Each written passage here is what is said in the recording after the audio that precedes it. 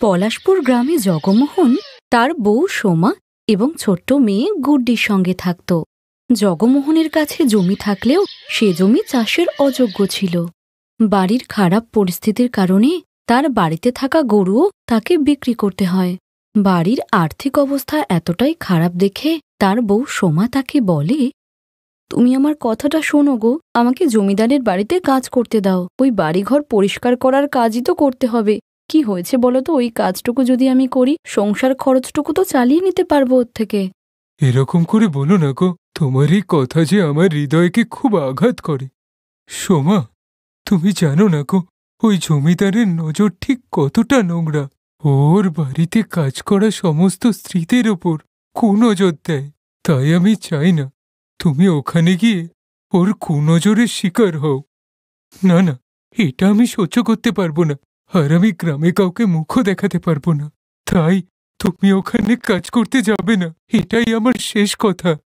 জগমোহন সবসময়ই চিন্তা করত, কারণ সে তার বউ আর বাচ্চাকে ভালো করে দুমুঠো খাবারও দিতে পারত না, আর তারা ছেঁড়া জামা কাপড় পরেই দিন কাটাতো। জগমোহন প্রায়ই গ্রামের লোকের কাছে সাহায্য চাইতে যেত, যদি কেউ তার জমিতে একটু ট্র্যাক্টর চালিয়ে দেয় কিংবা কারো লাঙল আর গরু দেয়, কিন্তু কেউই তাকে সাহায্য করত না। তাই সে নিজের হাতে জমিতে কোদাল চালাতে গিয়ে ভীষণ ক্লান্ত হয়ে যায়, কিন্তু তারপরেও সে কোদাল চালাতে থাকে, কারণ তার মাথায় তার পরিবারের কথাই আসছিল। ওদিকে গ্রামের জমিদার জগমোহনের দিকে শকুনের নজরে তাকিয়েছিল, কারণ জগমোহন তার কাছে সাহায্য চাইতে এলেই সে তার জমিটা কেড়ে নেবে। সে জগমোহনের সঙ্গে দেখা করলে একটা কথাই বলতো, এই জগমোহন, তোকে কতবার বললাম না জমিটা আমার কাছে বেচে দে, তোকে ভালো দাম দেব, বেচে দে না। না জমিদার বাবু, টাকা তো একদিন শেষই হয়ে যাবে, কিন্তু এই জমি যে আমার পূর্বপুরুষদের স্মৃতি। এই বলে জগমোহন চলে যায়। কিছুদিন কাটার পর জগমোহনের বউ সোমা তাকে বলে, বলছি শোনো, ঘরে চাল ডাল তেল কিচ্ছু নেই খাওয়ার মতো, এখন আমরা কি খাবো বলো তো? মেয়েটাকে কিছু একটা করে দাও, আমি না হয় খালি পেটে ঘুমিয়ে পড়ব। কিন্তু তুমিও তো সকাল থেকে কিচ্ছু খাওনি, তোমারও তো খিদে পেয়েছে, তাই না? খিদে তো পেয়েছে গো, কিন্তু পকেটে যে বাজার থেকে আটা কেনারও পয়সা নেই, আর জমিটা এতটাই অনুর্বর যে একটা ঘাসও জন্মাচ্ছে না।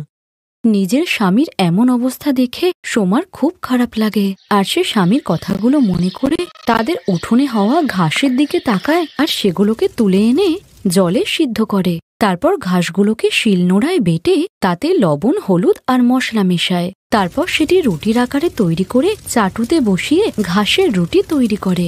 এই নে মা, এটা খা, আমাকে ক্ষমা করিস রে মা, এই ঘাসের রুটি বানানো ছাড়া আমার আর কোনো উপায় ছিল না। তাতে কি হয়েছে মা? আমাদের মাস্টার মশাই বলেন, আমাদের মহারানা প্রতাপ যখন জঙ্গলে ছিলেন তখন তিনি এমন রুটি খেয়েছিলেন, তাই আজ আমরাও খাবো এটা। একদম ঠিক বললি রে মা।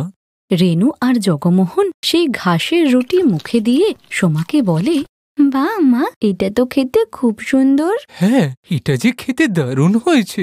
এই শুনে সোমা কেঁদে উঠে বলে, আমি জানি এটা এতটাও ভালো না, তোমরা আমার মন রাখার জন্য এমন করে বলছো। এরপর যখন তারা তিনজনই কাঁদতে থাকে তখনই দরজায় একটি লোক এসে বলে, বলছি এটা কি জগমোহনদার বাড়ি? হ্যাঁ বলুন। তখন জগমোহন সেখানে আসে। কি ব্যাপার দাদা, কি হয়েছে? আসলে আমি লটারি বিভাগ থেকে এসেছি।